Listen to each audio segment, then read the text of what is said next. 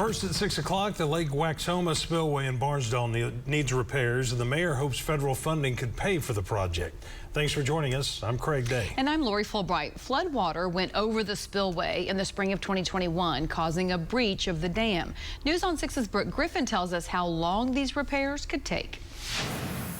And the Barnsdall mayor tells me if they are able to get the funding through the American Rescue Plan Act, then they could completely rebuild the spillway instead of constantly making repairs. It's been 15 months since floodwaters went over the Lake Waxhoma Spillway in Barnsdall, causing the dam to crack. Because every day it's not resolved, there's always a chance of some kind of catastrophe or something happening. And I'm not so much worried about the flooding as I am the people going without water. Barnsdall Mayor Johnny Kelly says $5 million worth of funding for water infrastructure repairs in small towns has been made available through the American Rescue Plan Act, and they are applying for that aid. That's why it's been so important to me to get the engineering going and stuff so we can get as much done as we can to try to expedite this to the best of our ability when we do get the funding to go forward with our project. He tells me the dam wasn't built properly to begin with, but a new structure would give stability to the dam for close to 80 years. They're going to rebuild it. They're going to tear everything completely out and start over from scratch. The mayor says 6,000 people rely on the water supply from Lake Waxhoma, and he doesn't anticipate any interruptions to that supply when they start rebuilding.